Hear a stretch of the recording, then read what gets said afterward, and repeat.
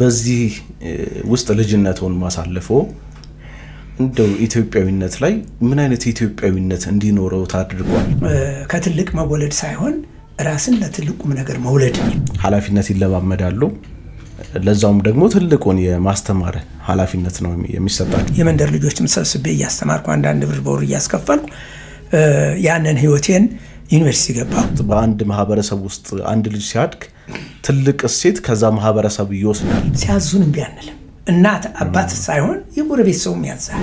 መጽሐፍ ጭምር እንደጻፈ አንድ ምሁር የኢትዮጵያ የቱሪዝም ሀብት እንዴት ይገለጻል? ጉብኝት ጠቃሚ እንደሆነ አውቄ ነው አባቴን ያስጎበኘኋቸው። አንዱ የቱሪስት መናኸሪያ ይሆናል ብዬ ተስፋ ማደርገው አሁን እንዳልከው የህዳሴው ግድባችን ነው።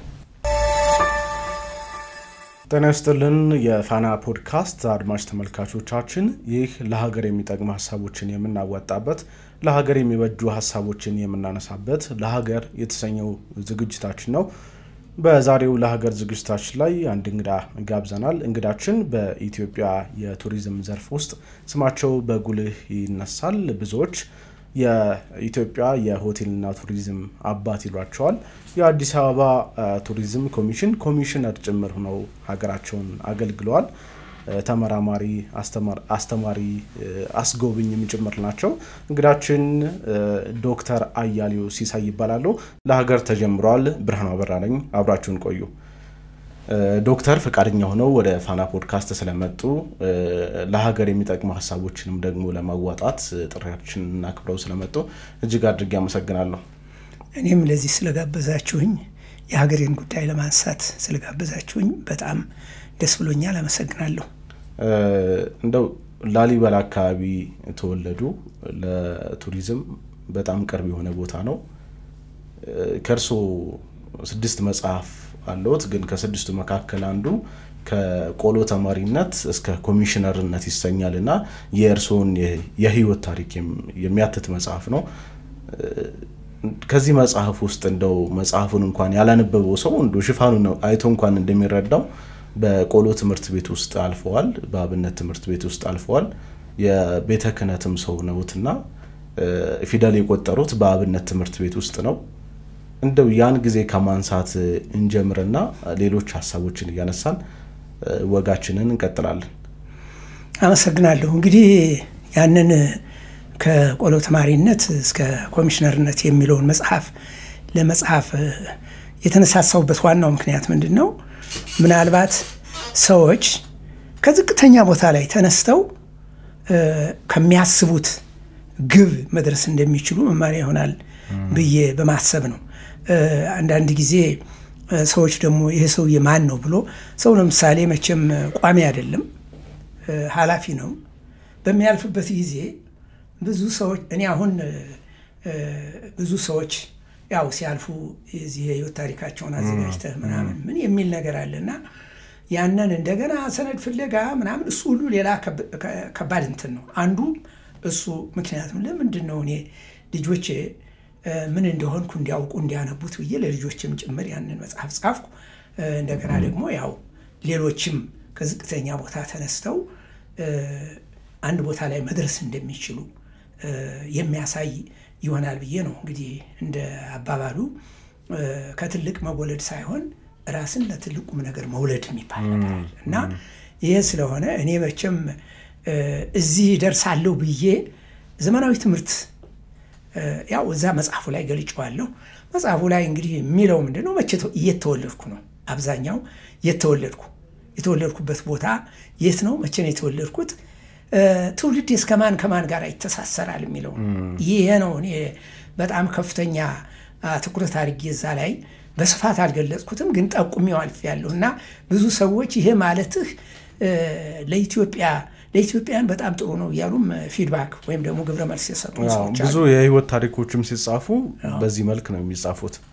ልክ ነውና የተወለድኩበት ቦታ ዋግ አውራጃ በድሮ አነጋገር አሁን ዋግ ህምራ የሚለው ውስጥ ስለሆነ እዛ ውስጥ ያገው ቤተሰብም አለኝ።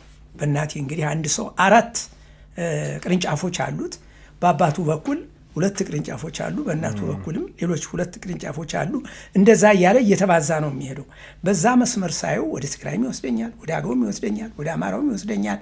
ኩሽ በመሆኔም ደግሞ የኩሽ ዘሮች ከሆኑት ውስጥ ያስገባኛል እና እኔ ማነኝ ነው የሚለው።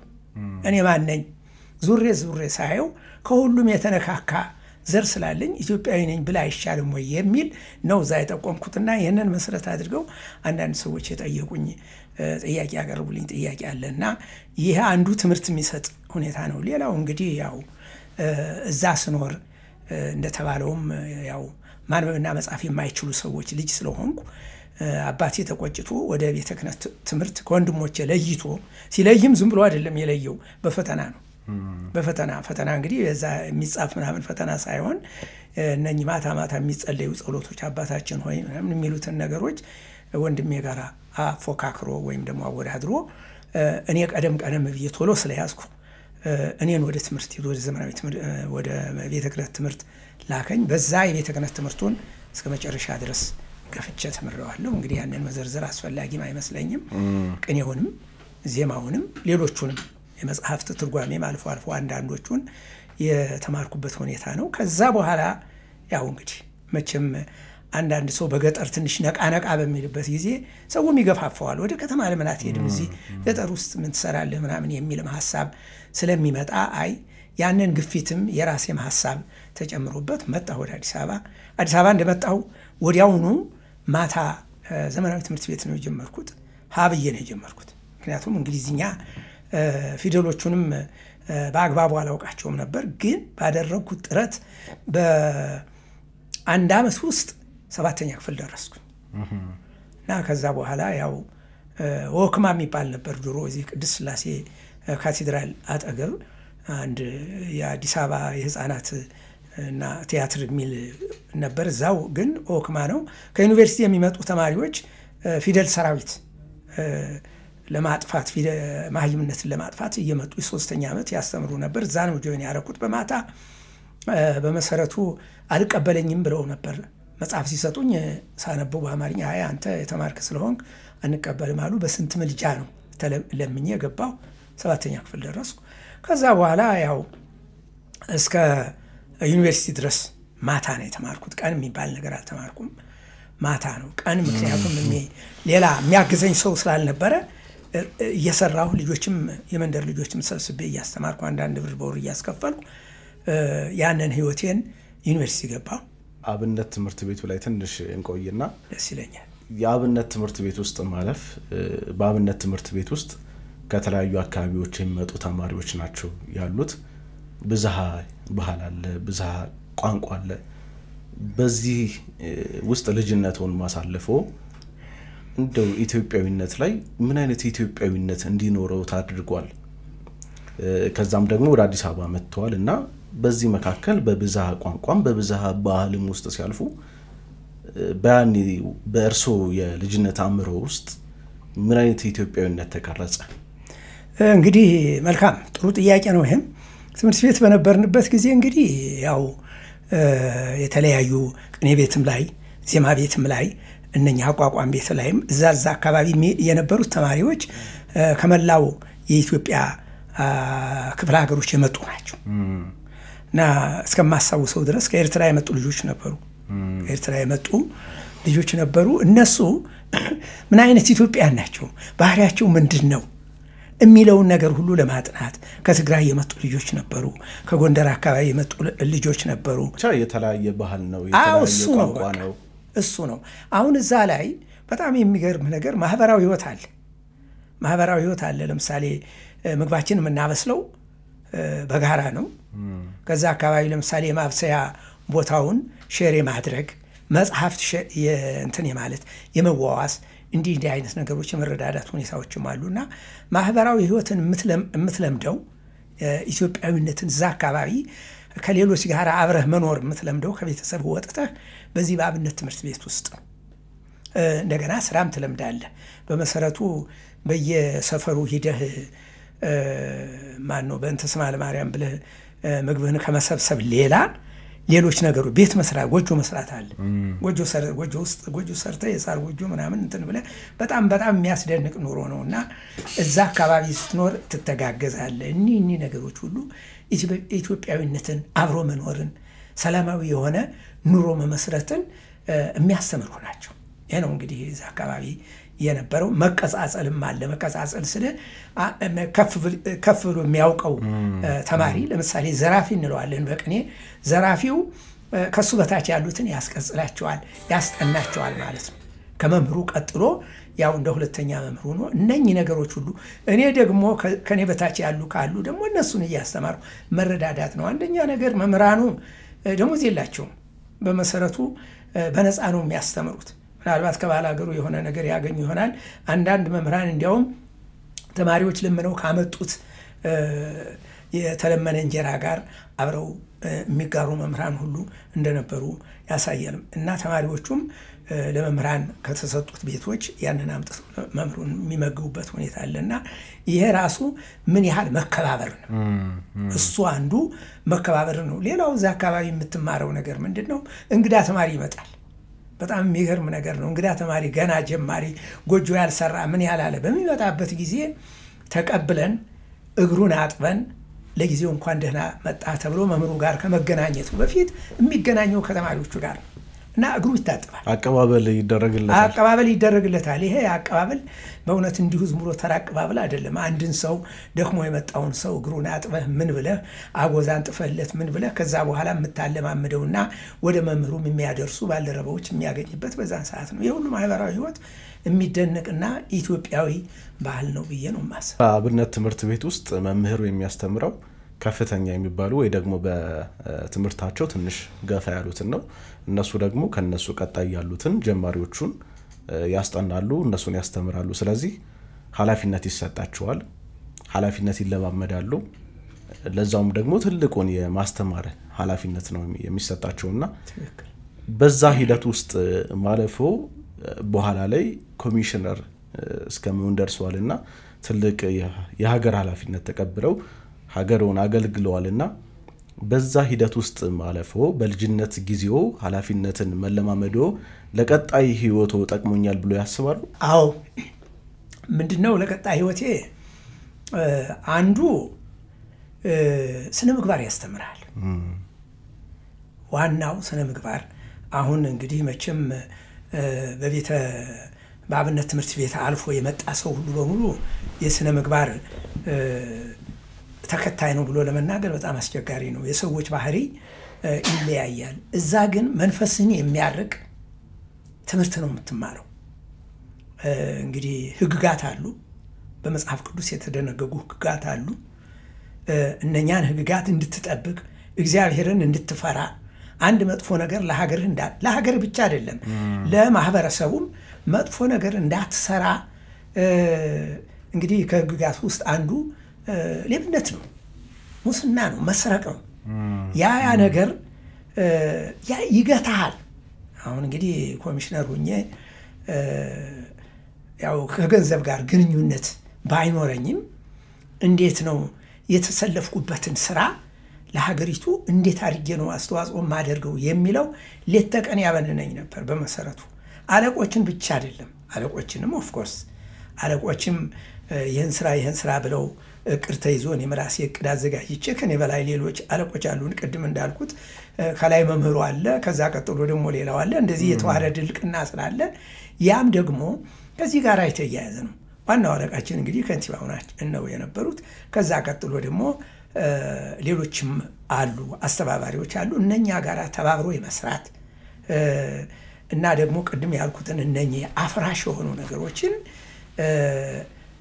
በደንብ ተጠንቅቆ እንዳይቀርቡ ማድረግ ያ ሁሉ ከአብነት ትምህርት ቤት የተቀሰመ ከማህበረሰቡም እኔ አብነት ትምህርት ቤቱ ብቻ ሳይሆን ከወላጆችም በስነ ስርዓት በክርስትና እምነት ዲሲፕሊን ወይም ደግሞ ስነ ስርዓት ይዤ እንዳድግ ያደረጉ ትልቆችን እንዳከብር እንግዲህ እዛ አካባቢ ያው እንደምታውቀው የገጠር አካባቢ አባታችን ሲመጣ ጫማውን ተቀብለን ዘንጉን ተቀብለን አስገብተን እጁን አስታጥበን 2-3 ከሆነ እሱ እጁን በሚታጠብበት ጊዜ ዙሪያ ገቡን የሚጠቁመን ነው። ከዛ በኋላ እነኚህ ነገሮች ሁሉ አብረውን ተከትለው እስከ መጨረሻው ድረስ ይመጣሉና የአብነት ትምህርት ቤቱ ያ ነው። እንግዲህ የአብነት ትምህርት ቤት ላይ ሌላው ጠቀሜታ ያገኘሁበት ምንድን ነው? የተማርኩት ያው የኢትዮጵያን ታሪክ ነው ማለት ይችላል። የኢትዮጵያን ታሪክ ነው ስለ የኢትዮጵያን ብቻ ሳይሆን የዓለም ታሪክ ነው።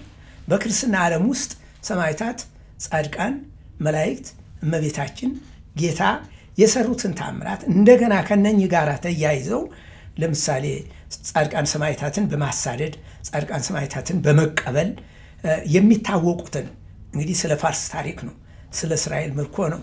ሌሎቹንም በአጠቃላይ ታሪኩን ስለምንማር ከዛ በኢትዮጵያ ስትመጣ ደግሞ የኢትዮጵያን ታሪክ በአጠቃላይ ትማራለህ። በሰሜን ብትሄድ ለምሳሌ አብዛኛዎቹ የክርስትና ታሪክ ጋር የተያያዙ ስለሆኑ ያን በቃሌ ሸምድጄ በማወቄ ቱሪዝም ውስጥ ስገባ ያለምንም ችግር ለውጭ እንግዶች በተለያየ ቋንቋ ግዕዝ ይችላለሁ። የግዕዙን ወደ ፈረንሳይኛ፣ ወደ ጣሊያንኛ ወይም ደግሞ ወደ እንግሊዝኛ ተርጉሜ የማስረዳት ለዚህ ሁሉ ከፍተኛ ጠቀሜታ አድርጎልኛል ብዬ አስባለሁ። ሰዎች በጉልምስና ህይወታቸው ላይ ስኬታማ እንዲሆኑ፣ ሀገራቸውን የሚወዱ እንዲሆኑ፣ ኃላፊነት የሚሰማቸው እንዲሆኑ በሃይማኖት ተቋማት ውስጥ ማደግ ትልቅ አስተዋጽኦ እንዳለው ይታወቃልና እርሶም በዛ መልኩ ነው የመጡት። ግን ልጆች በቤተ እምነት ውስጥ እንዲያድጉ ማድረግ በእርሶ አንደበት መስማት ስለፈለኩ ነው። ለቀጣይ ህይወታቸው ወይ ደግሞ እንደ ሀገር ምን አይነት አስተዋጽኦ አለው ብለው ያስባሉ? አዎ እንግዲህ በመሰረቱ ትውልዱን ለመቅረጽ ብዙ ተቋማት አሉ። ቀደም እኔ ያው ከቤተሰብም ብያለሁ። እነኛ ተቋማት የመጀመሪያው ተቋም ቤተሰብ ነው። ከዛ ተቋም በደንብ ታርቀህ ስነ ስርዓት ይዘህ ትወጣለህ። ቀጥሎ ያለው ተቋም የሃይማኖት ተቋም ነው። ገና እንግዲህ ያው በክርስትናው ዓለም ያለውን ለመናገር ብንጀምር ህፃኑ ወንድም ከሆነ በ40 ቀኑ ሴትም ከሆነች በ80 ቀኑ ቤተክርስቲያን ይሄዳል። ከዛ በኋላ እያደገ ሲሄድ ወላጆቹን ተከትሎ ይሄዳል። ከዛ ቤተክርስቲያን ውስጥ ምንድነው የሚነገረው? ጓደኛን መውደድ፣ አለመስረቅ፣ አለመግደል ይመራቃለሁ። እነኚህ ትእዛዛቱ ናቸው። ያን ይዞ ያድጋል። ቀጥሎ ያለው ተቋም ትምህርት ቤት ነው። ትምህርት ቤት ስለ እንግዲህ ትምህርት ቤት ሁሉንም ሃይማኖቶች ብታይ ዲሲፕሊን ያስተምሩሃል። የራሳቸው የሆነ ዶክትሪን የራሳቸው የሆነ አስተምሮ አለ። በእስልምናውም በክርስትናውም በሌላውም አካባቢ በቤተሰቡም። ስለዚህ ትምህርት ቤት አካባቢ ቀደም ሲል እንትን ይሰጥ ነበር። ይሄ ምንድነው ስነ ስርዓት መማር እንዳለበት ካህናት ይመደቡ ነበር። በዛ ሰዓት ስነ ምግባር ትምህርት ይሰጥ ነበር። በኋላ ሲቪክስ ነው ምናምን ተብሎ ደግሞ ተመደበ። እሱ ስነ ዜጋና ስነ ዜጋ። ስለዚህ በሃይማኖት ተቋማት ውስጥ ተምሮ ማደግ ሙስሊሙም በእስልምናው ተቋም ውስጥ፣ ክርስቲያኑም በክርስትናው ተቋም ውስጥ፣ ሌላውም ሃይማኖት ያ ሃይማኖቱ በሚያዘው መሰረት ተገድቦ ካደገ ጥሩ ዜጋ ነው ነው። በአንድ ሰፈር ውስጥ በአንድ ማህበረሰብ ውስጥ አንድ ልጅ ሲያድግ ትልቅ እሴት ከዛ ማህበረሰብ ይወስዳል።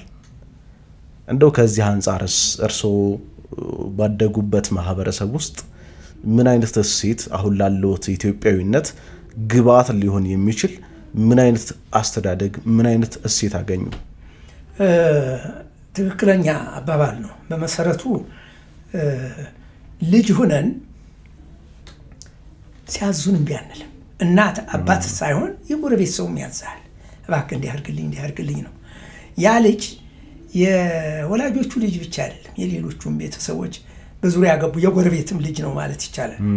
ወላጆቹ መደበኛ የሆነ ስራ አሲዘውት ካልሆነ በስተቀር እንዲሁም የሚጫወት ወይም ደግሞ ስራ ፈቶ ከተገኘ ሌሎቹ የሚያዙትንም ይታዘዛል።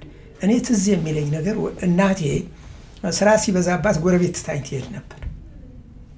አሁን ያ የጎረቤት ዘመድ ናቸው። ኦፍ ኮርስ ሴትዮዋ አይደሉም፣ ባልየው ናቸው ዘመዴ፣ ግን እሳቸው ያው ዘመድ ናቸው። እሳቸው ከእናቴ የበለጠ ይንከባከቡኝ እንደነበር ነው። እና የራስ ልጅ አድርጎ እንትን ማለት ነው። ሌላ ልጆች እርስ በርሳቸው ሊጣሉ ይችላሉ። እነሱ ሲጋጩ አባት ሳይሆን ሌሎች የጎረቤት ሰዎች ባለጌ ይሄንንም ተቆጥተው ተው ብለው እንዲያውም አንዳንድ ጊዜ አጥፊውን ሁሉ ይቆነጥጡታል።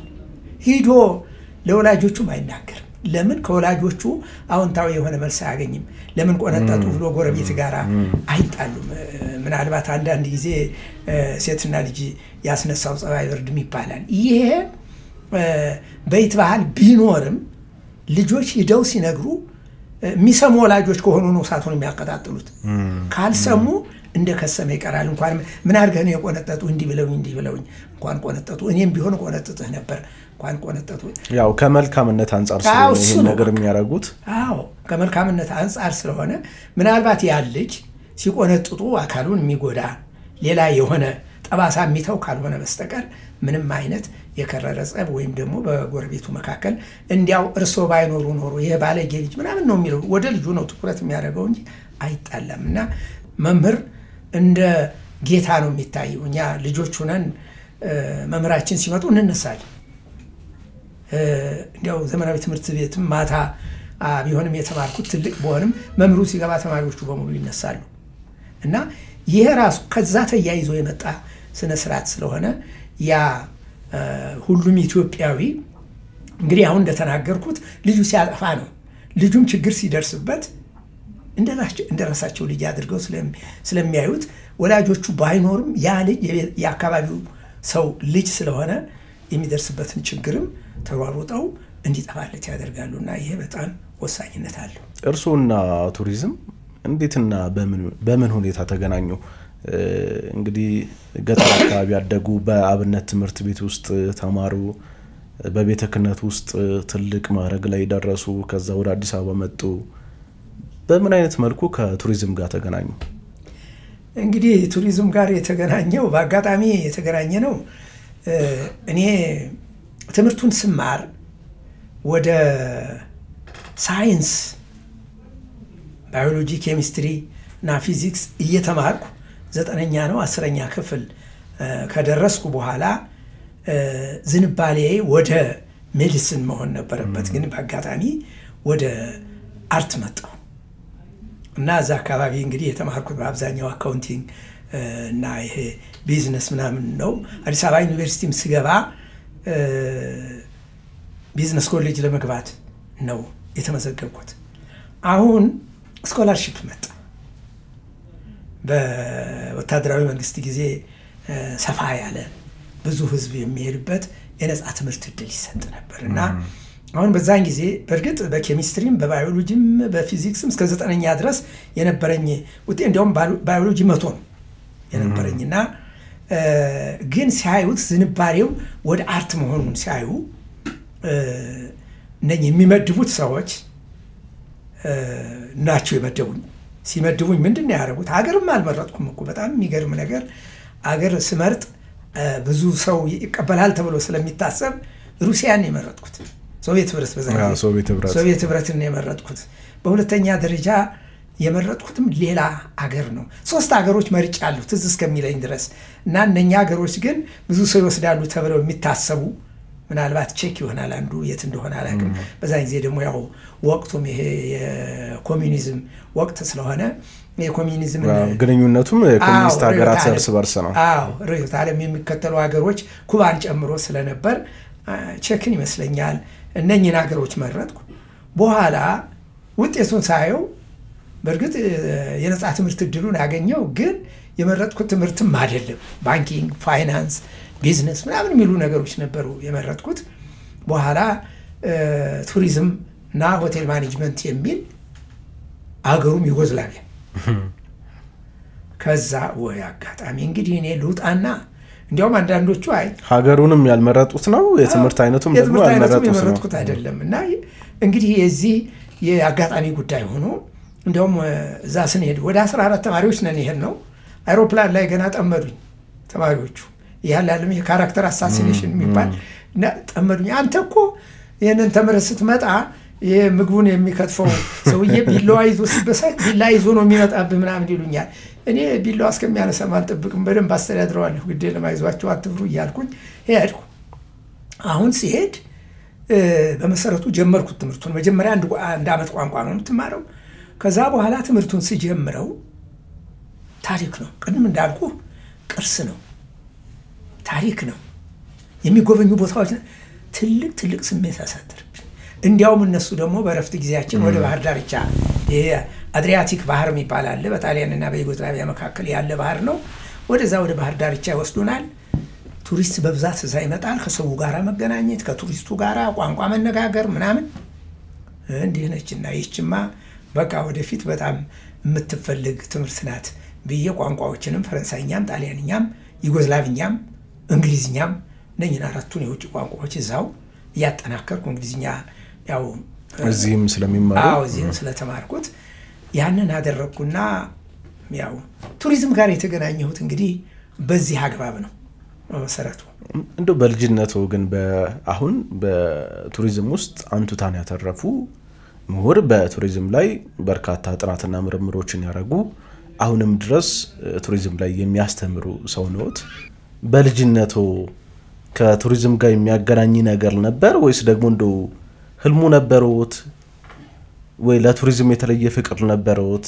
እንግዲህ አንድ አጋጣሚ ገጠመኝ ነው መሰለኝ የሚባለው እሱን በገልጽ በጣም ደስ ይለኛል።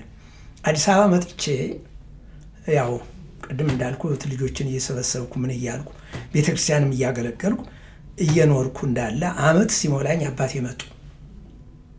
ወደ አዲስ አበባ መጡ። አሁን ሲመጡ ሊወስዱኝ ነው የመጡት። እሳቸው ሲያዩ እዚህ በደንብ እንትን ብዬ ሰው ጋር ተዋውቄ ካቴድራል የካቶሊክ ካቴድራል እዚህ ፒያሳ ጋር ያለውን ማታ ማር ነበርና ይያቸው ሄድኩኝ።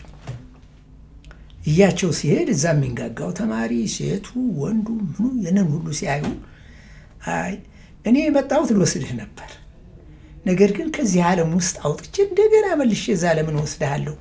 እግዚአብሔር ቤትህን አመልክቷልና በቃ እንግዲህ እኔ ያው ሳልሞት እንኳን አገኘሁህ ብለው ሊመለሱ ሲሉ ከመመለሳቸው በፊት አዲስ አበባን ማስጎብኘት አለብኝ ብያሰብኩ። የሚገርም ነው እንግዲህ ይሄ ቱሪዝም ነው። ይሄ አሁን ምን አደረኩ? አይ ከመሄደው በፊት አንደኛ አይሮፕላን ማረፊያውን ማየት አለበት። አይሮፕላን ማረፊያ ያያቸው ሄድኩ። አይሮፕላን ማረፊያ እንግዲህ ኢስት አፍሪካ የምስራቅ አፍሪካ አይሮፕላን የማን እንደሆነ አላውቅም። ትልቅ አይሮፕላን ነው። ሊነሳ ሲያኮበኩብ እንደ ዛሬው አልታገደም፣ ክፍት ነበር፣ ላይ ወጥተን ነበር የምናየውና አሁን ሲያዩ ደነገጡ። ይሄ ምንድነው? አይሮፕላኑ ነው። አረ ሊሄድ ነው ተንቀሳቀሰ ምናምን አሉ። አዎ ሊበር ነው። የሰማይ ላይ የአሞራ መስላ የምናያት እንግዲህ አገደላማ ስለሆነ በጣም ርቆ ነው፣ ወደ 3000 ምናምን ጫማ ነው ወደ ላይ እንትን የሚለውና የአሞራ መስሎ የምናየው ይሄ ነው። አዎ ከዛ መጮህ ጀመሩ። እግዚኦ እግዚኦ እግዚኦ ማለት ጀመሩ። እንደው ሰው ለካ ምናምን አሁን በዚህ ውስጥ ሰው ገብቶ ነው የሚሄድበት። አሁን ሲጮህ አረ ሰው ይስቅበታል ዝም ይበሉ አልኳቸው። ይሳቃል። ይሳቅ ይንከትከት ቢፈልግ እኔ እኮ አይቼው ማላውቀውን ነገር ሳይ ባደንቅ ምንም ያስቅ ነገር አለ። ያንዱ ይሄ ነው። ሁለተኛ ባቡር ጣቢያ ወሰድኳቸው። የሚገርም ነው እንግዲህ የጅቡቲው ባቡር ጣቢያ ይመጣ ስለነበር እሱን ወስጄ አሳየኋቸው። አሁን አዩ እንዲህ በብረቱ ላይ ነው የሚሄዱ። ብረቱ ላይ እንደዚህ ሲሄድ ጉድ እኮ ነው ያናዩ። ከዛ በኋላ ምን አደረኩ ደግሞ አንበሳ ግቢ ወሰድኳቸው። እንግዲህ ተመልከት እነኚህ ነገሮች ቱሪዝም ላይ ፍላጎት ነበረው በራሱ ከኔ አይምሮዬ ውስጥ የመጡ ነገሮች ናቸው። አሁን አንበሳዋ ደግሞ ገብተው ሲያዩ እንደውሻና ና ሲሉት ዝም ሲላቸው አይተጋቡ። ወዲያው ደግሞ ምግብ ሊሰጧቸው ስጋ ምናምን አምጥተው ሲወረውሩ አዩና የምን ስጋ ነው ይሄ? በሬ ስጋ። አይ እንደ የመንግስት እኮ እኛ እዛ የምናርስበት በሬ ያጥተናል፣ እሱ እዚህ በሬ እያረዳ አውሬ ይቀልባል። ይሄ ሁሉ ጭንቅላቴ ውስጥ አለ። ከዛ በአውቶቡስ ወሰድኳቸው፣ በእንትንም ነው በዚህ በታክሲ ወሰድኳቸው ምናምን። ያንን ካሉ በኋላ ቴሌቪዥን፣ በዛን ጊዜ ከለር ቴሌቪዥን አልነበረንም፣ ኢትዮጵያ አልነበራትም፣ ብላክ ኤንድ ዋይት ነው። አሁን ቴሌቪዥንም ወስጄ እንዲያዩ አደረኳቸው። ያን ሁሉ አዩና ባቡሩንም ጥሩ ነው አየሁኝ፣ አውሮፕላኑንም አየሁኝ፣ አውቶቡሱንም ታክሲውንም አየሁኝ፣ አንበሳውንም አየሁኝ። ያ ያሳየኝ ነገር ግን ጋኔን ነው አሉ። ቴሌቪዥን ጋኔን ነው አሉ። እንግዲህ አሁን እኔ በምኒልክ ጊዜ በኋላ እየተማርኩ ስመጣ የምኒልክን ታሪክ ሳነብ ሬዲዮ ሲመጣ ስልክ ሲመጣ ቴሌቪዥን ሲመጣ መብራት ሲመጣ ሁሉንም ነገር የማ ሰይጣን ነው ጋኔን ነው እየተባለ ምን ያህል ችግር እንደደረሰባቸው አባቴ የተናገሩት ነገር ፈተናና ይሄ ነው እንግዲህ የነበረኝ ገጠመኝ። ከዛ በኋላ ትዝ ሲለኝ ለካ በዛን ጊዜ ገና ስለ ቱሪዝም ሳልማር ጉብኝት ጠቃሚ እንደሆነ አውቄ ነው አባቴን ያስጎበኘኋቸው የሚለው አይምሮዬ ውስጥ መጣ። የኢትዮጵያን ቱሪዝም በተመለከተ ሁላችንም የተወሰነ ዕውቀት አለን፣ በጥቂቱም ቢሆን መረዳቱ አለን። ግን በኢትዮጵያ ቱሪዝም ውስጥ ለረጅም ዓመታት እንደሰራ አንድ ሰው በኢትዮጵያ ቱሪዝም ላይ ጥናትና ምርምር እንዳደረገ መጽሐፍ ጭምር እንደጻፈ አንድ ምሁር የኢትዮጵያ የቱሪዝም ሀብት እንዴት ይገለጻል? እንግዲህ እንዳልከው በቱሪዝም ውስጥ ስራ ከጀመርኩ ጀምሮ ቱሪዝም ከኔ ተለይቶ አያውቅም። መሬት ይቅለላቸውና ክቡር አቶ ሀብተ ስላሴ ታፈሰ ቱሪዝም ሁሉ ጊዜ ከልቤ ነው ይሉ ነበር። ቱሪዝም is always in my heart ይሉ ነበር። እኔም እንደዛ አይነት ስሜት ነው የሚሰማኝ እና 37 አመት ሆኖኛል። አሁን 37 ወይ 38 አመት ነው በሴክተሩ ውስጥ በቱሪዝም ዘርፍ ውስጥ ያለኝ ቆይታ አሁንም ድረስ ያው እሱ ጋር ስለሆነ ማስተምረው ትምህርት ከባህል ከቱሪዝም ከታሪክ ከአስተዳደር ጋር የተያያዙ ናቸውና ወደ ሀብቱ ልምጣል። ሀብት ኢትዮጵያ ያላት ሀብት ተዝቆ የሚያልቅ አይደለም። እኔም በአብዛኛው በተለይ እነኚህ በጋይድነት በአገልግሎት ሰጭነት ምናምን የሚሰለፉን ተማሪዎች ማስተምራቸው ይሄን ነው። ሀገሪቱ ምን ይቀረሽ የሚባል አይደለም ያላት የቱሪዝም ሀብት ከሌሎቹም የበለጠ ነው ያላት። ምናልባት ጣሊያን ብትሄድ ኮሎሲየም ይሄ ምንድነው አምፊቲያትሩ እና ሌሎች ታሪክ ነክ ናቸው። ኢትዮጵያ ውስጥ ግን የተፈጥሮም አላት ሰው ሰራሹም አላት። እንዲያው በድምሩ ዝም ብዬ እንዲህ ለማስቀመጥ ብሞክር የተፈጥሮም አላት ሰው ሰራሽም አላት። የተፈጥሮ ውስጥ ብንሄድ አየሩ ነው። እንደዚህ አይነት አሁን እኛ እንደምንኖርበት አይነት አየር ያለው ሀገር የለም። በእውነት ነው የምለው። ኢትዮጵያ ተራራማ ሀገር ስለሆነች እግዚአብሔር ተራራዎቹን ሲፈጥር አየሩን እንዲያስተካክሉ አድርጎ ነው የፈጠራቸው። ስለዚህ በጣም ቆላማ የሆነው ቦታ ስትሄድ ኦፍ ኮርስ በጣም ፀሐይና የሚያቀጥል እስከ 50 እና እስከ 45 እስከ 50 የሚደርስ ዲግሪ ሴንቲግሬድ ሙቀት ያለው አለ። ወደ ላይ ስትወጣ ደግሞ ከዜሮ በታች በረዶ ጭምር የሚወርድበት ቦታ አለ። እንደዚህ አይነት ቦታ የትም አታገኝ። ይሄ አየሩ ነው። እዛ ቀጥሎ እንግዲህ ውሃው ነው። ወንዞቹ 14 ታላላቅ ተፋሰሱት ያሏት ሀገር ናት። እኔ ስንቱን ዘርዝሬ እንዲያው ጊዜያችንን ለመቆጠብ ከተፈጥሮ ሀብት ውስጥ የዱር እንስሳቱም ቢሆኑ እሱን ብናነሳው እጽዋቱም የዱር እንስሳቱም ቢሆኑ ከሌሎቹ ልዩ የሚያደርገን ምንድነው? ብርቅዬ ሆኑ እዚህ ነው ያሉት። ለምሳሌ 7 ታላላቅ ብርቅዬ አጥቢ እንስሳት የምንላቸው እግሩ እስከሚነቃ ድረስ ቱሪስቱ ቢሄድ የትም ዓለም የማያገኛቸው ናቸው። እዛ ሀገር ቢሄድ ሌላ እንስሳ ያገኝ ይሆናል እንጂ እነኝህን አያገኛቸውም። እንደ ቀይ ቀበሮ፣ እንደ ዋልያ አይቤክስ፣ እንደ ማውንቴን ኔላ፣ ሌሎች ምኒልክ ቡሽባክ እነኝህን የመሳሰሉት ሁሉ ናቸው። እጽዋቱም ወደ እስከ 7000 የሚደርስ በሌላው ዓለም የማይገኝ የሚበሉም የማይበሉም እጽዋት በሙሉ ያሉት ኢትዮጵያ ውስጥ ነው። ሌላው እንግዲህ ያው ቅድም እንዳልኩ የመሬት አቀማመጡ ነው። ምናልባት ሰሜን ተራራ ወጥተህ እንደገና የተከዜ በረሃ ውስጥ ትወርዳለህ። ከዛ ወጥተህ ወደ ሽሬ ትሄዳለህ። ከዛ አክሱም እኔ እንጃ ቱሪስቶቹ ራሳቸው እኔ አሁን ብዙ ጊዜ ቱሪስቶቹን ሲመጡ አስጎብኝ ድርጅቶችን የምመክራቸው ምንድነው ጊዜ ያጠረው ቱሪስት ካልሆነ በስተቀር በአይሮፕላን እንዳይወስዱት ነው፣ በመኪና እንዲወስዱት። ፓኖራማው ይሄ ምንድነው የመሬቱን ገጽታ ያያል። በጣም ነው የሚደነቁት። ከዚህ ተነስተው እንግዲህ አሁን የሰላሌ ሜዳ አልፈው አባይ ጎርጅ ይገባሉ። አባይ ስምጥ ሸለቆ ውስጥ ይገቡና እንደገና ደግሞ ወደ ደጀን ይወጣሉ። ከዛ ይሄንን ሁሉ ሲያዩ ምን አይነት ሀገር ነው የሚሉት እና ይሄ ነው የተፈጥሮ። ሌላው እንግዲህ ወደ ሰው ሰራሽ መስቦ በምትመጣበት ጊዜ በትግራይ ብቻ ከ160 ምናምን በላይ የድንጋይ ፍልፍል አብያተ ክርስቲያን አገልግሎት የሚሰጡም የማይሰጡም አሉ። ላሊበላ ብቻ ነው እኛ የምናውቀው። ላሊበላ አንድ ቦታ የተሰባሰቡ ስለሆኑ ነው። ከዛ ሌላ ሰሜን ሸዋ ብትሄድ ግን ተበታትነው በጣም ይገርሙ እንደ ላሊበላ አይነት አሰራር ያላቸው ገራልታ ብትሄድ አብያዲ ብትሄድ ጻዳምባ ብትሄድ ነበለት ብትሄድ ውቅሮ ብትሄድ እንደገና በዚህ አጽዮን በርታ ብትሄድ በዛ አካባቢ ያሉት አብያተ ክርስቲያን በጣም የሚያስደንቁ ከዛ ሌላ ደግሞ ምንድነው ይሄ ኤክሳይትመንት ነው ጉጉት የሚፈጥሩ ፍርሃት የሚፈጥሩ አሉ እንደ አቡነ ይማታ የናቴ መቀነት ቀረ የሚባሉ ናቸው ተራራው አስፈሪ ነው 300 ሜትር ወደ ታች እንዲ መሬቱ ማይታይበት ቦታ ነው እነኚህን አይነት ታሪክ ያለባት አገር ናት ኢትዮጵያ እና ከዛ እንግዲህ በተጨማሪ ይሄንን ሰው ሰራሹን ከሃይማኖት ጋር የተያያዘውን ትተን ደግሞ ወደ ሌላው በምንመጣበት ጊዜ 80 ብሔረሰብ ያለባት አገር ስለሆነች እያንዳንዱ አበላሉ አጠጣጡ አኗኗሩ ልጅ አወላለዱ አሰያየሙ እርሻው ሁሉም ነገር የተለያየ ስርዓት ያለው ነው ይሄንን ቱሪስቶች አይተው ዝቀው ተመልክተው የማይጨርሱት መስል ነው ያለ በመሰረቱ የኛ አሁን ምናልባት እንዲያው ከሌሎቹ ጋር አነስ ብለን እንታያለን ኢትዮጵያ አነስ ብላ ትታያለች ብለን የምናስበው ነገር ቢኖር የባህር የለን ባህር ቱሪስቶች ምናልባት በባህር ላይ ለመዝናናት ቢፈልጉ ባህር የለንም በአጋጣሚ እንግዲህ በፖለቲካ አጋጣሚ ባህር የለንም ከዛ ውጪ ግን የውስጥ ባህር አለን ባህር ጣና ባህር ነው ለዚህም ነው ባህር ዳር የተባለው ትልቅ ባህር ነው 3673 አካባቢ ስኩዌር ኪሎ ሜትር ስፋት ያለው ነው የሃይቅ ወደታች በመንሄድ እና አባይ ያሉ ስለዚህ ያገሩ የሃይቆችን በብዛት ያላት ሀገር ስለሆነች ከዛ ሌላ እንግዲህ ለአይዋፍ ምልከታ ለባህር ውስጥ ለውሃ ውስጥ እንስሳት ምልከታ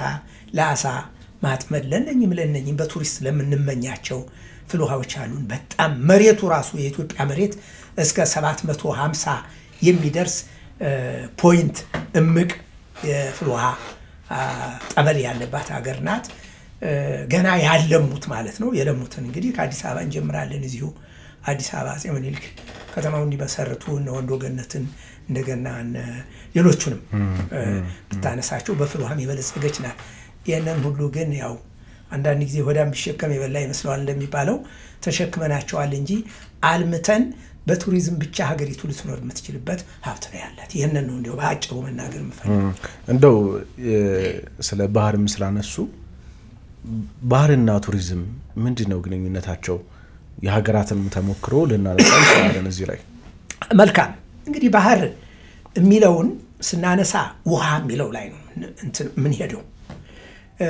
ቱሪዝም ውሃማ አካላት እንላቸዋለን ውሃማ አካላት ለቱሪዝም አገልግሎታቸው ምንድነው የሚለው ነው ለመዝናኛ ይሄ ነው ለመዝናኛ ነው እንግዲህ ባህርም ሆነ ሃይቆችም ሆኑ አንዱ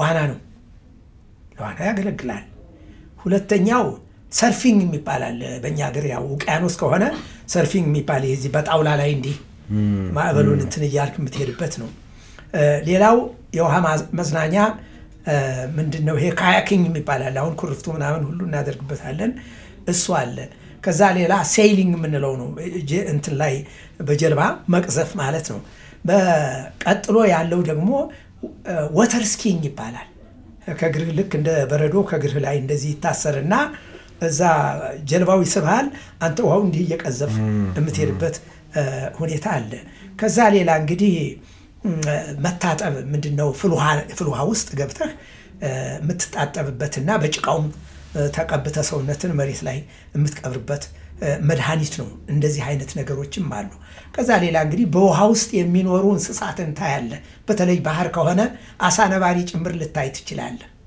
ሻርክ ልታይ ትችላለህ ከዛ ባህር ከሆነ ደግሞ ይሄ ስኖርከሊንግ ወይም ደግሞ ዳይቪንግ የሚባላል ይሄ ከግሬ እንቁራሪት እንትን ምናምን አስመስለ ኦክሲጅን አዝለህ ምናምን ዳይቭ ታረጋለህ እንግዲህ ይሄ የሚደረገው እንደ ዳህላክ ምናምን በነበሩት ሃይላንዶች ነውና እነኚህ ለመሳሰሉት በተለይ አሁን ይሄ ራፍቲንግ የሚባለው ደግሞ ይሄ ብጫ ጀልባዎች አሉ በፏፏቴው ላይ መዝለል ከኛ ሀገርም ተጀምሮ ነበር ለምሳሌ ኦሞ አባይ እና ማነው አዋሽ እነኚህ ለዚህ ለራፍቲንግ በጣም እንትናቸው ሶቤክ የሚባል ከአሜሪካ የመጣ ድርጅት ነበር ይሄን ራፍቲንግ በኦሞ ላይ ያደርግ ነበር በአንድ አጋጣሚ በተፈጠረ ክስተት ያንን አቋርጠው ሳይመጡ ቀርተዋል እንጂ በጣም ሉክሬቲቭ ነው ደግሞ ብዙ ገንዘብ የሚያስገኝ ስራ ስለሆነና ውሃ ባህርም ሆነ ሐይቅ ወይም ፍልውሃ ለነኛ አገልግሎቶች ነው ለመጠጣት ወይም ደግሞ እህል ለማብቀል ምናምን አይደለም ለነኚህ በጣም ይጠቅማል የሚለው ነው ስለዚህ ባህር ለቱሪዝሙም አንዱ መሰረት ነው አዎ ታላቁ የህዳሴ ግድብ ላይ የተሰራው ንጋት ሐይቅ ለዚህ ትልቅ እድል የሚሰጥ ይመስለኛል አዎ ልክ ነው አሁን እሱ ደግሞ አርቲፊሻል የሆኑ ሐይቆችና እንደገና ደግሞ አይላንዶችም ስለተፈጠሩ እንግዲህ ብዙ ዝግጅት ይጠይቃል እንጂ በመሰረቱ አንዱ ጥንቃቄው ነው ያው እንግዲህ ዋናው እንደዚህ ለፍቶ የኢትዮጵያ ህዝብ መከራውን አይቶ ለዚህ ያበቃው ስለሆነ ጥንቃቄ ያስፈልጋል አንዳንድ ጊዜ ቱሪስት መስለው የኛን በጎነት መሰረት አድርገው ጥፋት የሚሰሩ ሊኖሩ ስለሚችሉ ጥንቃቄ ተደርጎ ጀልባዎች ተዘጋጅተው ሌሎችም መሰናዶዎች በደንብ ተመቻችተው አንዱ የቱሪስት መናኸሪያ ይሆናል ብዬ ተስፋ ማደርገው አሁን እንዳልከው የህዳሴው ግድባችን የሆቴልና ቱሪዝም እድገትና መጣጥ በኢትዮጵያ ውስጥ ምን ይመስላል ምናልባት ይሄ ጉዳይ በጣም ጥልቅና ሰፊ ሊሆን ይችላል እርሶም መጽሐፍ ጽፈውበታል በዚህ ጉዳይ ላይ እንደው አጠራ አድርገን በወፍ በረር እንቃኘው እስኪ በጣም ጥሩ እንግዲህ መጽሐፉ ላይ ያው ባጭሩም ቢሆን ትንሽ ናት ወደ 100 ምናምን ነው 80 ምናምን ናት መጽሐፏ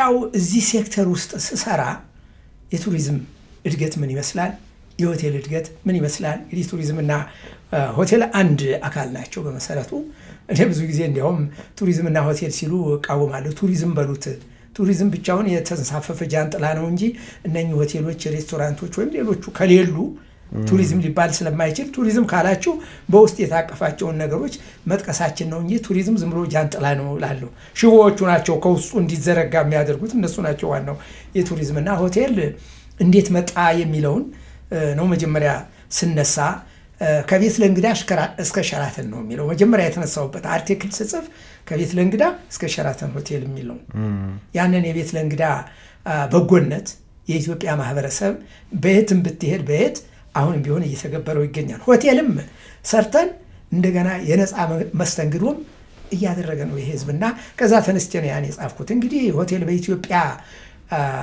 ሲነሳ መጀመሪያ በተለያዩ መንገዶች ነው አንደኛ ሆቴል የተመሰረተው ከአዲስ አበባ ምስረታ ጋር አንዱ ምክንያት የአዲስ አበባ ምስረታ ነው ሁለተኛው ምክንያት ከጅቡቲ ወደ አዲስ አበባ የተዘረጋው የባቡር ሀዲድ ነው ምክንያቱ ሁለቱ ምክንያቶች እነኚህ ናቸው ከዛ ቀጥሎ በሶስተኛ ደረጃ የሆቴል ልማት የቀጠለው ፋሺስት ጣሊያን ኢትዮጵያን በወረረበት ጊዜ እቆያለሁ ብሎ ብዙ ሆቴሎችን እንዲሰሩ አድርጓል ከኤርትራ ጀምሮ አጠቃላይ በኢትዮጵያ በጅማም በባህር ዳርም በዚህም እነኛ አሁን ያው በኋላ እሱ ሲሄድ በሌላ መልኩ ስማቸውን ለውጠው አሁንም ድረስ አገልግሎት እየሰጡ ናቸው ሶስተኛው ይሄ ነው አራተኛው የአፍሪካ ህብረት በኢትዮጵያ ዋና መቀመጫውን ማድረጉ ነው በዛ የተነሳ ደግሞ የትኞቹ ሆቴሎች ተሰሩ ምናምን የሚለውን እዛ በዝርዝር አስቀምጫለሁ ስለዚህ ይሄን ነው የምትነግረው ያቺ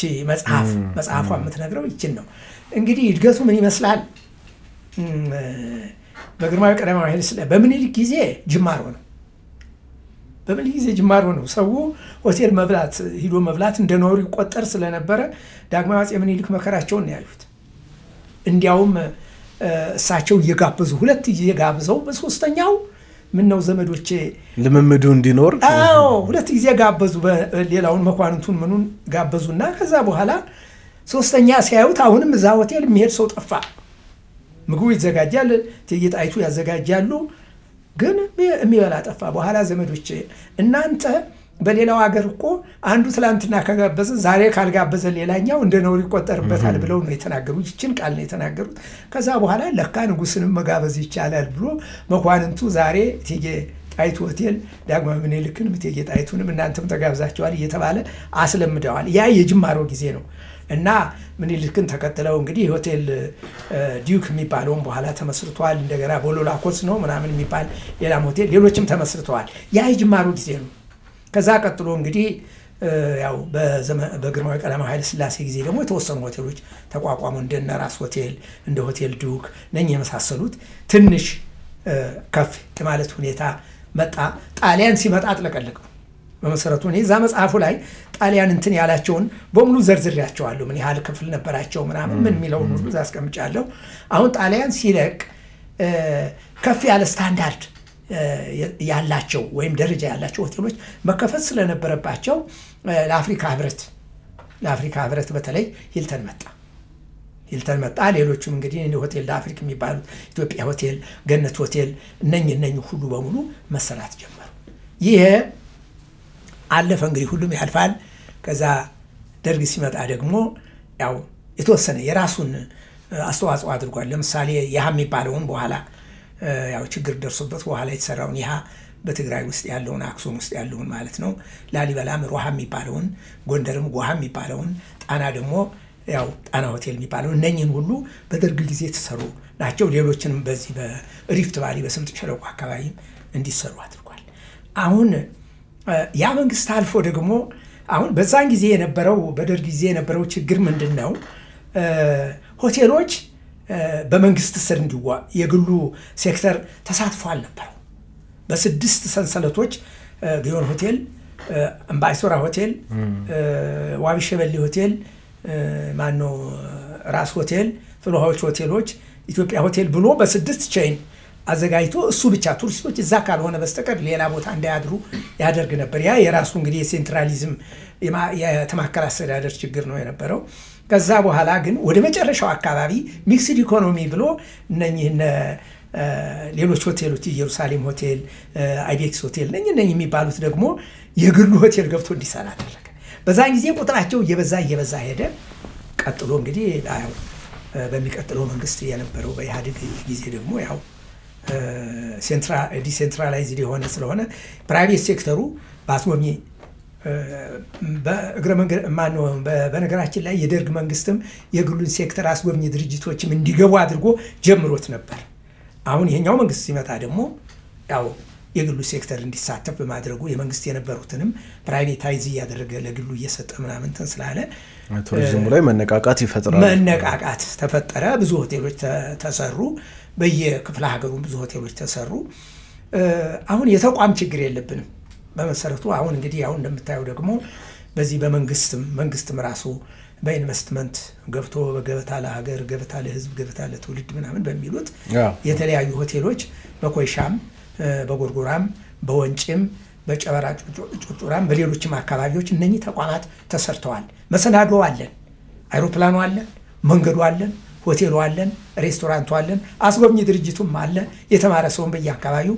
ዩኒቨርሲቲዎቹ እያፈሩ ነው ጥራት ያስፈልገናል እሱ ላይም ከፍተኛ ትኩረት መስራት ያለብን ይመስለኛል እንጂ በመሰናዶ በኩል ተዘጋጅተን ቁጭ ብለናል አሁን የሚቀረን እንግዳውን ማምጣት ሰላም መፍጠር ሁሉም ኢትዮጵያ ውስጥ መጥቶ መዝናኛ ኢትዮጵያን የረፍት ጊዜ ማሳለፊያ እንዲያረጋት ከፍተኛ ጥረት ማድረግ እንዳለብን ነው እንጂ በሆቴል አካባቢ ያለው አሁንም ቢሆን የቱሪስቱ መምጣት ከታወቀ ሌላ ሆቴል የሚሰራ ግለሰብ ባለሀብት አይጠፋም ያው የቱሪዝሙም ዘርፍ እያደገ ነው አሁን የኮንፈረንስ ቱሪዝም ላይ እየሰራን ነው ቱሪዝሙ የእርሻ ቱሪዝም ቅድም እንዳነሱት እንደዛ አይነት ነገሮች ላይ ደግሞ እንግዲህ ወደፊት የሚሰራበት ይመስለኛል ግን ምን አይነት የቱሪዝም አይነቶች ላይ ነው ኢትዮጵያ ትኩረት አድርጋ ስትሰራ የነበረው ቅድም ሲጠቅሱልኝ እንደነበረው ከአጼ ምኒልክ ጀምሮ የነበረውን ሂደት አይተናል በሆቴሉ ዘርፍ በቱሪዝሙ አይነትስ የትኛው ላይ ነው ትኩረት አድርገን ስንሰራ የቆየ ነው እንግዲህ ቱሪዝም ንግድ ነው ነጋዴ ከሆንክ አንተም የምትሸጠው ዕቃ ማንም ይፈልገው ነው ደንበኛው ይፈልገው ነው ስለዚህ ደንበኛው ወደ ኢትዮጵያ የሚመጣው ምን ፍለጋ ነው የሚለውን ማወቅ ያስፈልጋል ምን ፍለጋ ነው የሚለውን ማወቅ ያስፈልገናል መቼም እኛ የፈለግነው ነገር ሁሉ ላይሸጥልን ይችላል ግን አንድ አባባል አለ ጅቡ ሊወጉ ባህያው ይጠጉ የሚባል አባባል አለና እንግዳው የሚፈልገውን ነገር ካቀረብንለት በኋላ የምኳለ ያልክ ደግሞ ሙሉ ልብስ የምትሸጥ ከሆነ ክራባት ምኳለ ብለህ አብረህ ልሽጥ ነው እንዲህ ያደርክ እያደረክ መሸጥ ያለበትና የኢትዮጵያ ትኩረት ፖሊሲውም የቱሪዝም ፖሊሲ ተቀርጿል። ፖሊሲውም ትኩረት የሚያደርገው አንደኛ ነገር ዋናው በማህበረሰቡ በጎ ፈቃድ የተመሰረተ ዘላቂ የቱሪዝም ልማት ነው የሚለው ወደ አማርኛ ስንተረጉመው ኮሚዩኒቲ ቤዝድ ሰስተነብል ዲቨሎፕመንት ኦፍ ቱሪዝም ነው የሚለው። ስለዚህ በማህበረሰቡ ፈቃድ በጎ ፈቃድ ማህበረሰቡ የተሳተፈበት ማለት ነው። ማህበረሰቡ ካልተሳተፈ ከላይ ዝም ብለን የምታወርደው ከሆነ ተቀባይ ሊኖረው ይገባልና ማህበረሰቡ ተሳተፈ ማለት ከጥቅሙ ከስራውም ከጥቅሙም እንዲሳተፍ አድርገህ እሱ የሚጠቀምበት አድርገህ ይሄንን ነው እንትን የምታደርገው። ይህ አንዱ ነው። ለምን ከጎብኚዎች ጋር በቀጥታ የሚገናኘው ማህበረሰቡ ስለሆነ መስቦውም ያለው በማህበረሰቡ መኖሪያ አካባቢ ስለሆነ እሱ እዛ ተጠቃሚ ካልሆነ እነኚህን መስቦች ወይም ቅርሶች የምንላቸውን ወይም የታሪክ እንትኖች የምንላቸውን ወደ ማጥፋት ደረጃም ሊደርስ ይችላል። ምክንያቱም እሱን የሚጫረት ነገር ከሆነ ማለት ነው። ይሄ ነው አንዱ። ሌላው እኛ ሀገራችን ኦቨርሲስ ካንትሪ ከሚባሉት የባህር ማዶ ሀገሮች ከሚባሉት ነው። ማስ ቱሪዝም የሚለው አሁን ኢትዮጵያ ውስጥ እንዳይመጣ ጥፋት እንዳያደርስ ለጥንቃቄ ያህል ነው እንጂ ማስ ቱሪዝም ኢትዮጵያ ውስጥ ይመጣል ብሎ ማሰብ በጣም ከባድ ነው። ምክንያቱም ከቱሪስት ላኪ ሀገሮች በጣም የራቀች ሀገር ናት። እንግዲህ የኛ ትልቁ የቱሪስት አመንጭ ሀገሮቻችን ምዕራባውያን ናቸው። በደርግ ጊዜ ምዕራባውያን ጋር ስለተጣላን ነው የቱሪስቱ ቁጥር ወደ መሬት ዘጭ ያለው። ስለዚህ ምዕራባውያን ናቸው። ያንዲ በሪዮት ዓለምም ልዩነት ስለነበረ በዛ ልዩነት ስለነበረ በንጉሱ ጊዜ ወደ 73000 ደርሶ የነበረው በደርግ ጊዜ ወደ 27000 ወርዷል። ተመልከት ምን ያህል ልዩነት እንደተፈጠረ እና እስከሚረጋጋ ድረስ ያ ችግር ተፈጥሮ እንደነበረ አስታውሳለሁ። እና አሁን ምዕራባውያን ስለሆኑ ምዕራባውያን ስንል እንግዲህ አውሮፓ በሙሉ አሜሪካ ካናዳን ይዘህ ከዛ ሌሎችም እንዲሁ የበለጸጉ ሀገሮች ናቸው። እነኛ ሲመጡ ወደዚህ የሚመጡት እነማን ናቸው ብለን ብናስብ ሀብታሞቹ ናቸው። ሀብት ያላቸው ናቸው። ለምን አሁን እንደምታየው በአይሮፕላን በሮ ወደ ኢትዮጵያ ለመምጣት ምን ያህል ገንዘብ እንደሚያስወጣ የታወቀ ነገር ነው። ከመጡ በኋላ ደግሞ ድርስ ምልስ አይደለም 10 ቀን 15 ቀን 20 ቀን ከዛም በላይ ሊቆዩ ይችላሉ። ስለዚህ ይህንን ገንዘብ ይዘው የሚመጡ ሰሌክትድ ነው የምንለው ምርጥ የተመረጡ ነው የምንለው። ይሄ ባክፓከርስ አንደኛ ነገር አይመጡም። ይሄ ሻንጣ በጀርባ አይመጣም። ኢትዮጵያ አይመጣም። የማይመጣበት ምክንያት እሱ የሚፈልገው በጣም ርካሽ የሆኑ ምናምን እንግዲህ ለጥናት ለምናምን በተባራሪነት ሊመጡ ይችላሉ። አትምጡ እኮ አይደለም የምንላቸው። ለምንድነው ሰሌክትድ ወይም ደግሞ አፐር ክላስ ቱሪዝም በምንልበት ጊዜ በተቋም ነው የምንለያቸው። በተቋም ስንል ሆቴሉ ለምሳሌ አሁን ጮራ ኮይሻ ወይም ጎርጎራ እዛ የሚተኛው ባክፓከሩ እዛ ይተኛ ይወደድበታል። ስለዚህ ስለሚወደድበት ብዙም ወደ ኢትዮጵያ ትኩረት አያደርግም። ማስ ቱሪዝም ሊኖር አይችልም። እነኝን ሰሌክትድ የሆኑትን ግን በጣም ጥራት ያለው ኳሊቴቲቭ የሆነ አገልግሎት ሰጥተን በርከት ያለ ጠቀም ያለ ገንዘብ ማግኘት ስለሚገባን ለዚህ ነው እንግዲህ ሃይ ክላስ ወይም ደግሞ ሴሌክቲቭ ቱሪዝም የምንለው። ሌላው እንግዲህ የሀገር ውስጥ ቱሪዝም ነው። እኔ እንዲያውም አሁን ያሰጋል ብዬ እንትን ምነው የሀገር ውስጥ ቱሪዝም ነው። በደንብ ብንቀሰቅሰውና ብናስነሳው እንግዲህ ወደ ምንድነው ስንት ሚሊዮን ገብተናል? ወደ 130 አካባቢ። አሁን ይሄ ከ130 ሚሊዮን ውስጥ 30 ሚሊዮን እንኳን ተጓዥ ብናገር አገሪቱን ያጥለቀልቃታል። የኛ ቅስቀሳ ነው እንጂ 30 ሚሊዮን ማግኘት እንችላለን ለመጓዝ አገሩን ለመጎብኘትና ከዚህ አካባቢ ጥንቃቄ የምናደርገው እንግዲህ የሰስተነብል የምንለው ከዚህ አንፃር ነውና ማህበረሰቡን ማስተማር ያስፈልጋል። አይነቱ ይሄን ነው ይመስል እንደው በቱሪዝም ሴክተር በቱሪዝም ዘርፍ ውስጥ ያለ ሰው ከቦታ ቦታ የመንቀሳቀስ ኢትዮጵያን የማየት እድሉ አለው። እርስዎ ለረጅም ዘመናት በቱሪዝም ዘርፍ ውስጥ ያሉ ሰው ስለሆኑ በጥናትና ምርምርም አስጎብኝም ጭምር ስለነበሩ በደንብ ያውቋታል ኢትዮጵያን። ከዛ በተጨማሪም ደግሞ አዲስ አበባ ዩኒቨርሲቲን ጨምሮ ወልዲያ፣ ጅማ፣ ሐዋሳ ዩኒቨርሲቲዎች ላይ አስተምረዋል። አሁንም እያስተማሩ ነው። እንደው በእነዚህ ጊዜያት በእነዚህ ኢትዮጵያን ተዘዋውሮ በማየት እድል ውስጥ ኢትዮጵያን እንዴት አገኟት? ምን አይነት ኢትዮጵያን አስተዋሉ? መልካም እንግዲህ እኔ ያው ኢትዮጵያን እንድጎባኝ ያደረገኝ ዋናው ነገር ምንድነው? መጀመሪያ ስመጣ የኢትዮጵያ ቱሪዝም ኮሚሽን የሚባል እዚህ መስቀል አደባባይ የነበረው ዛኔ የተቀጠርኩበት መምሪያ የጥናትና ምርምር የመስህብ ጥናትና ምርምር የሚል ነበር። አሁን ያ በወቅቱ የነበረው ቱሪዝም ኮሚሽን ብቻ እና አንዳንድ በሱ ስር የሚተዳደሩ መቀሌ አንድ ቢሮ ነበረው፣ ሐዋሳ አንድ ቢሮ ነበረው፣ እንደዚህ አካባቢ ነበር እንጂ አሁን በየክፍለ ሀገሩ የተቋቋሙ የቱሪዝም ቢሮዎች አልነበሩ። ስለዚህ መስህቦቹን የምናጠናው እኛ ነበር። ይሄ ለኔ ኢትዮጵያን ከኤርትራ በስተቀር ሁሉንም የኢትዮጵያ አካባቢዎች እንዳያቸው አድርጎኛል። አንዱ ይሄ ነው። ሁለተኛ ሌሎችም ጥናቶች በማጠናበት ጊዜ ጋምቤላ ለምሳሌ አንድ ወር ከምናምን ተቀምጫለሁ። የተለያዩ አካባቢዎችን እንግዲህ እዚህ በተንቀሳቀስኩበት ጊዜ ልነግርህ የምችለው ነገር ምንድነው? መስህቦቹን ቅድም ነግሬሃለሁ። ያሉትን መስህቦች ኢትዮጵያ ምን አይነት መስህብ አላት የሚለውን ጋምቤላ ብትሄድ ምን አይነት መስህብ አለበት፣ ወይም ደግሞ ወደ ሆሮ ጉድሩም ቢሆን ወደዚህ ወደ ደምቢዶሎም ብትሆን ወደዚህ አካባቢ ስትሄድ ምን አይነት መስህብ አላት፣ ሐረር ብትሄድ ምን አይነት መስህብ አለው፣ በዚህ በኩል በጎንደር መስመር በሁሉም የኢትዮጵያ አቅጣጫዎች ብትሄድ ምን አይነት መስህብ አለው የሚለውን ለማየት ጠቅሞኛል። መጽሐፎችንም ስጽፍ ተማሪዎችንም ሳስተምር ለዚህ ከፍተኛ ጥቅም ሰጥቶኛል። ምንድነው ኢትዮጵያ ምን ትመስላለች የሚለውን ነው። ከመስህቡ አኳያ ያው ቅድም ተነጋግረናል። ህዝቡን ነው አሁን ምነግር። ህዝቡ ምን ይመስላል? በመሰረቱ ይሄ ህዝብ የሚያጣላው ከሌለ በስተቀር የማይጣላ ህዝብ፣ ቋንቋ እንኳን አይገድበው።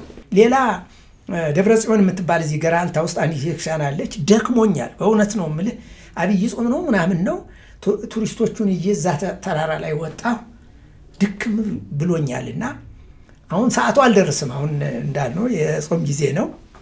አንድ ሰውዬ እዛ አሉ፣ መነኩሴ ናቸው። እንደው ታች ወርዶም አያውቁ ሴትም አላይም ምናምን የሚሉ አይነት ባህታዊ ነገር ናቸውና በኋላ እንትን አመጡልኝ። ይሄ ዳቤ የሚባል ነገር አለ፣ እሱን አመጡ። ገዳማት አካባቢ የሚመገቡት ምግብ እሱን አመጡልኝ። እንደገና ደግሞ ጠላ የሆነ እንደው አረንጓዴ የሚሆነ የሆነ እንደው ቅጠል የሚመስል ነገር ነው፣ በጣም የሚጣፍጥ ነገር። እሱን አመጡና ልጄ አንተ ስራ ላይ ነው ያለው፣ ደክሞሃል፣ ፀሐይም ነው፣ እኔ ለአንተ ጾምልሃለሁ ብላ ብለው አስፈልሰውኛል። እንግዲህ አስብ፣ ይህን የመሰለ ህዝብ በየቦታው ብትሄድ፣ ቅድም አሁን ቤት ለእንግዳ የሚለው ነገር ያ መንፈስ በኢትዮጵያ ህዝብ ላይ አለ። ይህ እንግዲህ በሰሜኑ የሆነው ነው። ወደዚህ ደግሞ ወደ አርባ ምንጭ አካባቢ ላምጣህና እዛ አርባ ምንጭ ደግሞ እንደዚሁ ይሄ ነጭ ሳር ብሔራዊ ፓርክ አለ። ኋላ እኔ እዛ እያስጎበኘሁ ምናምን ምን ነገር እንትን ይዘዋል። ይሄ በጮጮ ይሄ ወተት አሁን አብረው ያሉት ልጆች አሉ፣ እነዚህ ሾፌርም ምናምን ምን ነገር እንቁጣጡ ሲሏቸው እምቢ አሉ። እኔ ጠጣሁ። ደግሞ የሚገርም ነገር ያ ወተት በእንትን ነው ይሄ የተፈጥሮ የሆነ በእንጨት የታጠነ ነውና ያ ጥናቱ በልጅነቴ እናቴ ታደርግ የነበረው ነገር ሁሉ አይምሮ ውስጥ መጣ። እንዲህ ነው የሚያደርግልህ የኢትዮጵያ ህዝብ።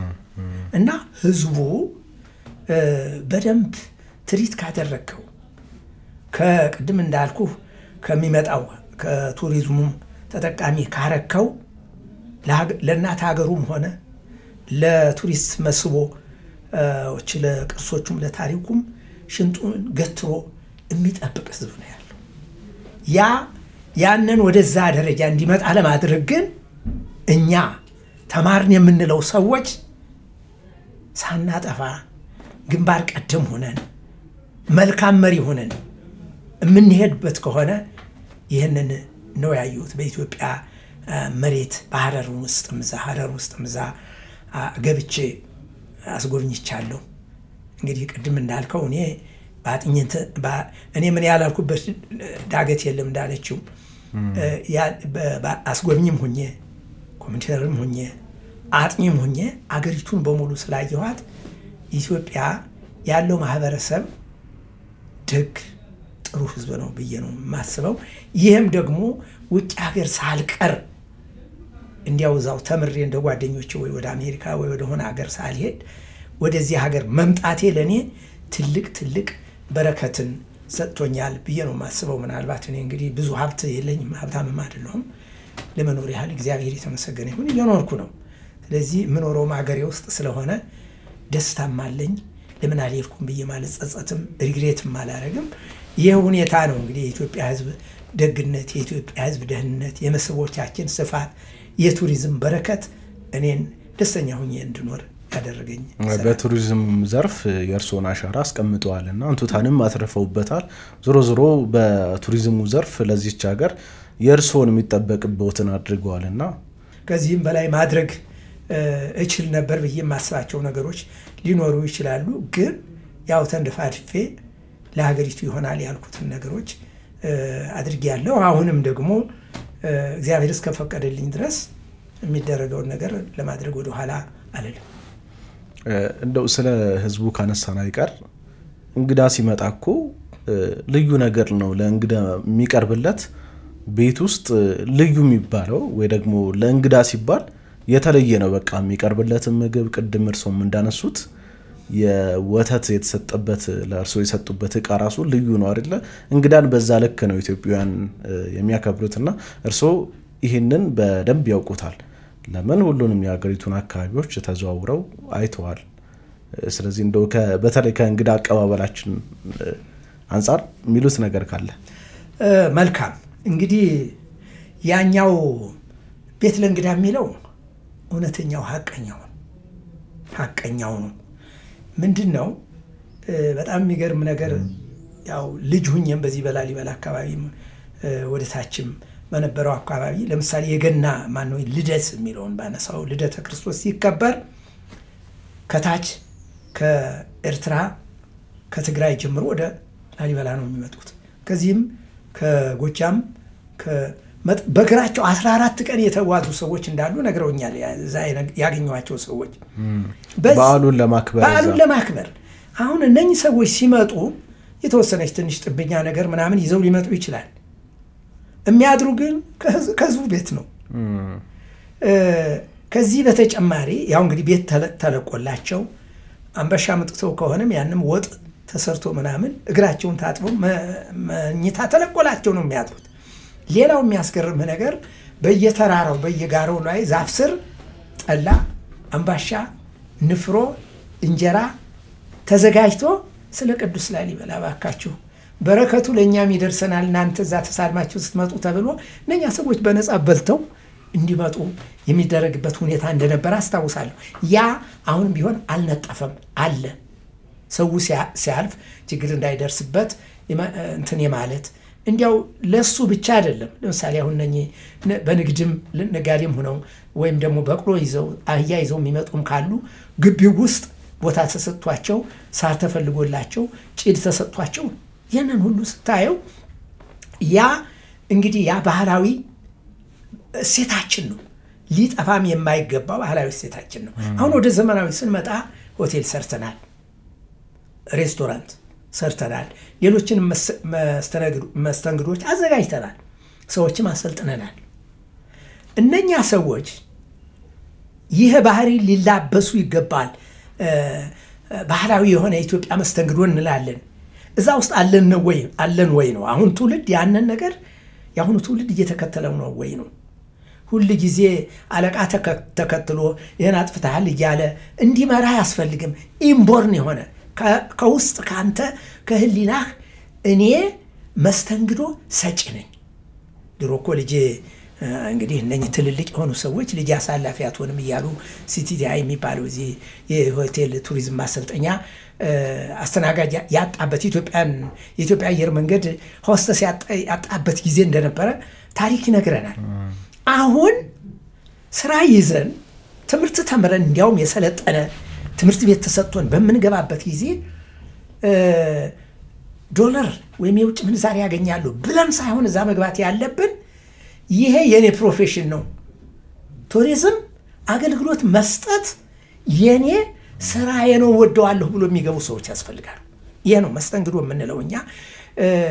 በእርግጥ ምንድነው ሁሉም ሰው እንዲያውም ምን ይላል አንድ መጽሐፍ ላይ ያየሁት መስተንግዶ ለዛ የተፈጠርክ ካልሆንክ ለአንተ የማይሆን ከሆነ እሱን መሆኑን ካወቅ እባክህ ልቀቅ ሌሎች ይግቡበት ይላል እንዲህ ነው የሚለው ሌሎች ይግቡበት ነው ስለዚህ ገንዘብ ለማግኘት ብቻ እንግዳው እኮ ተገቢውን የሆነ መስተንግዶ የከፈለበትን መስተንግዶ በሚገባ ከሰጠው ከከፈለበት በላይ ይከፍላል ያ መንፈስ በአስጎብኝ ድርጅት ውስጥ ባሉ መንገድ መሪዎች ጋይዶች ገላጮች ውስጥ መስረጽ አለበት በሬስቶራንትም ይሁን በሆቴልም ይሁን በሚሰሩ ሰዎች ውስጥ ኢምቦርን መሆን አለበት ኢንተርናላይዝ ቃና ውስጥ ነው ይባል ነበርና እንደዛ መሆን አለ ይሄ ከሆነ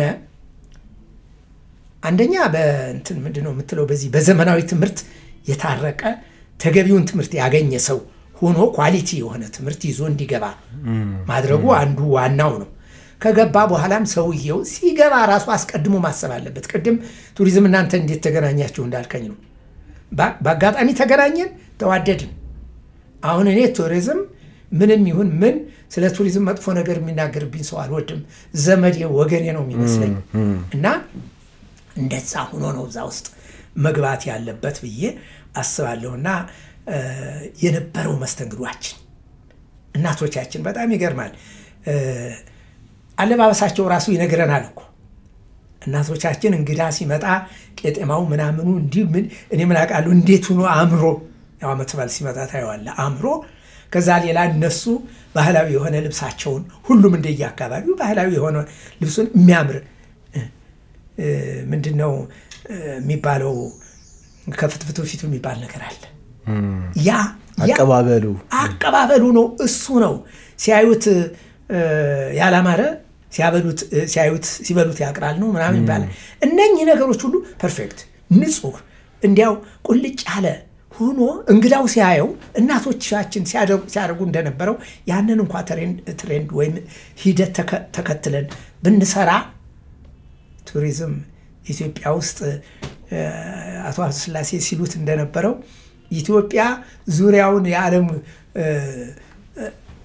ዙሪያውን ከቦ ቢያያት ማትጠገብ ህዝቡ እንዲያውም እንደ ሚውዚየም አገሪቱ እንደ ሚውዚየም ሆና ዙሪያውን የዓለም ህዝብ ሊያየው የሚገባ ህዝብ ነው እያሉ ነው ሲናገር የነበሩት እውነት ነው እና እንደዚህ ለማድረግ ያው አሁን ያልኩት ኳሊቲ የሆነ ወይም ደግሞ ጥራቱን የጠበቀ መስተንግዶ መስጠት አለብን እኛ ራሳችን የዛ ካልነን ብለን መቁጠር አለብን ይሄን ዋናው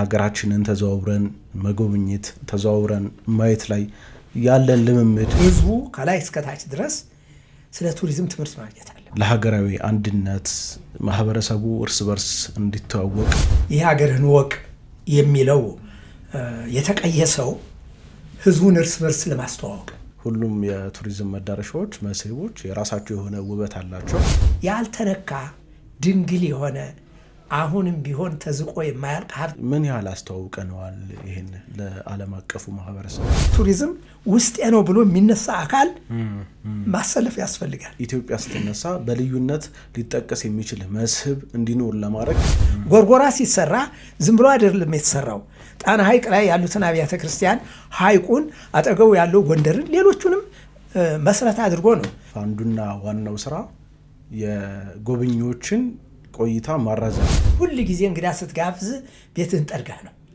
ቤትህን አሳምረህ